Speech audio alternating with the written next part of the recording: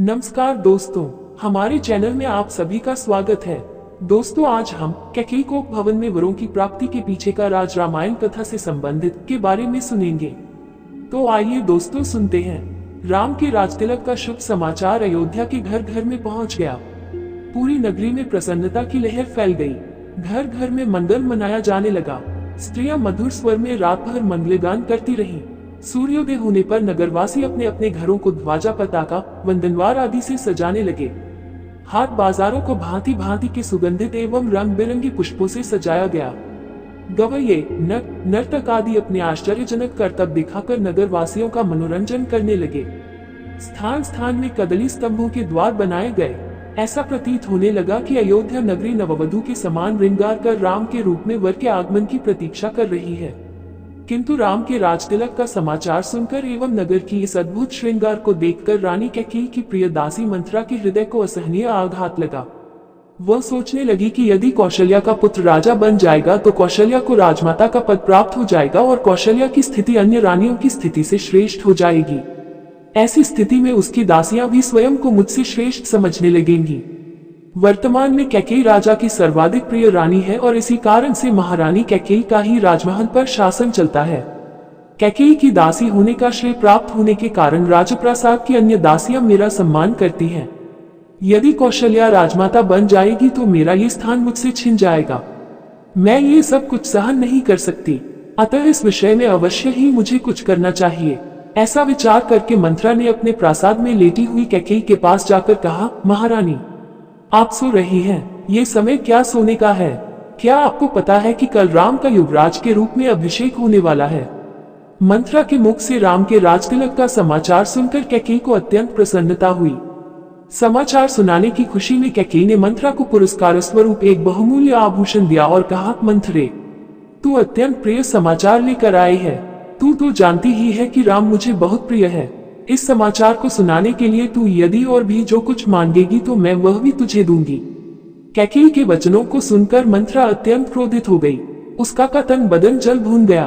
पुरस्कार में दिए गए आभूषण को फेंकते हुए वो बोली, महारानी, आप बहुत नासमझ हैं। स्मरण रखिए कि सौत का बेटा शत्रु के जैसा होता है। राम का अभिषेक होने पर कौशल्या को राजमाता का पद मिल जाएगा और आपकी पदवी उसकी दासी के जैसी हो जाएगी। आपका पुत्र भरत भी राम का दास हो जाएगा। भरत के दास हो जाने पर आपकी बहू को भी एक दासी की ही पदवी मिलेगी। ये सुनकर कैकेयी ने कहा, मंथरा, राम महाराज के ज्येष्ठ पुत्र हैं और प्रजा में अत्यंत लोकप्रिय हैं। अपने सद्गुणों के कारण वे सभी भाइयों से श्रेष्ठ भी हैं। राम और भरत भी एक दूसरे को भिन्न नहीं मानते क्योंकि उनके बीच अत्यधिक प्रेम है। राम अपने सभी भाइयों को अपने ही समान समझते हैं, इसलिए राम को राज्य मिलना भरत को राज्य मिलने के जैसा ही है। ये सब सुनकर मंथरा और भी दुखी हो गई। वह बोली, किंतु महारानी, आप यह नहीं समझ रही हैं कि राम के बाद राम के पुत्र को ही अयोध्या का राज सिंहासन प्राप्त होगा तथा भरत को राज परंपरा से अलग होना पड़ जाएगा। ये भी हो सकता है कि राज्य मिल जाने पर राम भरत को राज्य से निर्वासित कर दे या यमलोक ही भेज दे। अपने पुत्र के अनिष्ट की आशंका की बात सुनकर कैकेयी का हृदय विचलित हो उठा। उसने मंथरा से पूछा, ऐसी स्थिति में मुझे क्या करना चाहिए? मंथरा ने उत्तर दिया, आपको स्मरण होगा कि एक बार देवासुर संग्राम के समय महाराज दशरथ आपको साथ लेकर युद्ध में इंद्र की सहायता करने के लिए गए थे। उस युद्ध में असुरों के अस्त्र शस्त्रों से महाराज दशरथ का शरीर जर्जर हो गया था और वे मूर्छित हो गए थे। उस समय सारथी बनकर आपने उनकी रक्षा की थी। आपकी उस सेवा के बदले में उन्होंने आपको दो वरदान प्रदान किया था जिसे कि आपने आज तक नहीं मांगा है। अब आप एक वर्ष से भरत का राज्याभिषेक और दूसरे वर्ष से राम के लिए 14 वर्ष तक का वनवास मानकर अपना मनोरथ सिद्ध कर लीजिए। शीघ्र आप मलिन वस्त्र धारण कर कोप भवन में चले जाइए। महाराज आपको बहुत अधिक चाहते हैं, इसलिए वे अवश्य ही आपको मनाने का प्रयत्न करेंगे और आपके द्वारा मांगने पर उन दोनों वरों को देने के लिए तैयार हो जाएंगे। किंतु स्मरण रखें कि वर मांगने के पूर्व उनसे वचन अवश्य ले लें जिससे कि वे उन वरदानों को देने के लिए बाध्य हो जाएं। मंथरा के कथन के अनुसार कैकेयी कोप भवन में जाकर लेट गई। उल्लासित महाराज दशरथ ने शीघ्र राजकार्यों को संपन्न किया और राम के राजतिलक का शुभ समाचार सुनाने के लिए अपनी सबसे प्रिय रानी कैकेयी के प्रासाद में पहुंचे। कैकेयी को अपने महल में न पाकर राजा दशरथ ने उसके विषय में एक दासी से पूछा। दासी से ज्ञात हुआ कि रुष्ट होकर महारानी कैकेयी कोप भवन में गई हैं। महाराज चिंतित हो गए। उन्होंने कोप भवन में जाकर देखा कि उनकी प्राणप्रिया मलिन वस्त्र धारण किए, केश बिखराए, भूमि पर अस्त व्यस्त पड़ी है। उनकी इस अवस्था को देखकर आश्चर्यचकित राजा दशरथ ने कहा, प्राणेश्वरी, मुझसे ऐसा क्या अनिष्ट हुआ है कि क्रोध होकर तुम कोप भवन में आए हो? यदि तुम किसी बात से दुखी हो तो मुझे बताओ, मैं तुम्हारे कष्ट का निवारण अवश्य करूंगा। महाराज के इस प्रकार मनोहार करने पर कैकेयी बोली, प्रनाथ, मेरी एक अभिलाषा है, किंतु यदि आप उसे पूरी करने की शपथपूर्वक प्रतिज्ञा करेंगे तभी मैं आपको अपनी अभिलाषा के विषय में बताऊंगी। महाराज दशरथ ने मुस्कुराते हुए कहा, केवल इतनी सी बात के लिए तुम कोप भवन में चली आई हो?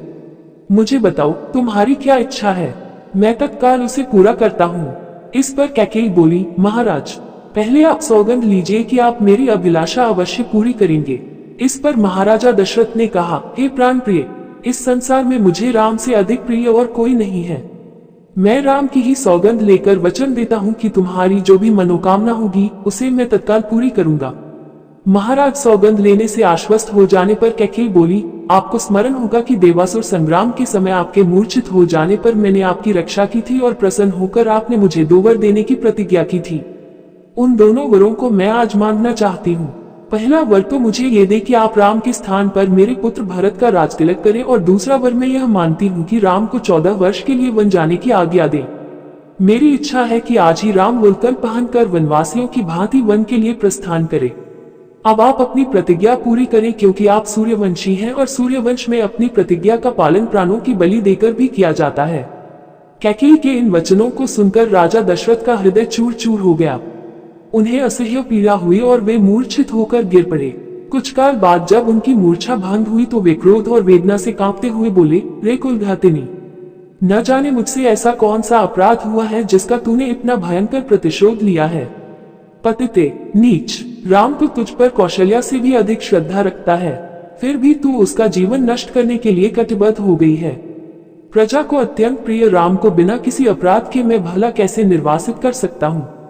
तू अच्छी तरह से जानती है कि मैं अपने प्राण त्याग सकता हूँ, किंतु राम का वियोग नहीं सह सकता। मैं तुझसे विनती करता हूँ कि राम के वनवास की बात के बदले तू कुछ और मांग ले। मैं तुझे विश्वास दिलाता हूँ कि मैं तेरी मांग अवश्य पूरी करूंगा। महाराज दशरथ के इन दीन वचनों को सुनकर कैकेयी तनिक भी द्रवित नहीं हुई। वह बोली, राजन, ऐसा कहकर आप अपने वचन से हट रहे हैं, यह आपको शोभा नहीं देता। आप सूर्यवंशी हैं, अपनी प्रतिज्ञा पूरी कीजिए। प्रतिज्ञा से हटकर स्वयं को और सूर्यवंश को कलंकित मत कीजिए। आपके द्वारा अपना वचन नहीं निभाए जाने पर मैं तत्काल आपके सम्मुख ही विष पीकर अपने प्राण त्याग दूंगी। यदि ऐसा हुआ तो आप प्रतिज्ञा भंग करने के साथ ही साथ स्त्री हत्या के भी दोषी हो जाएंगे। अतः उचित यही है कि आप अपनी प्रतिज्ञा पूरी करें। राजा दशरथ बारंबार मूर्छित होते रहे और मूर्छा समाप्त होने पर कातर भाव से कैकेयी को मनाने का प्रयत्न करते रहे। इस प्रकार पूरी रात बीत गई। अंबर में उषा की लालिमा फैलने लगी, जिसे देखकर कैकेयी ने उग्र रूप धारण कर लिया और कहा, राजन, आप व्यर्थ ही समय व्यतीत कर रहे हैं। उचित यही है कि आप तत्काल राम को वन जाने की आज्ञा दीजिए और भरत के राजतिलक की घोषणा करवाइए। सूर्योदय हो जाने पर गुरु वशिष्ठ मंत्रियों के साथ राजप्रासाद के द्वार पर पहुंचे और महामंत्री सुमंत को महाराज के पास जाकर अपने आगमन की सूचना देने के लिए कहा।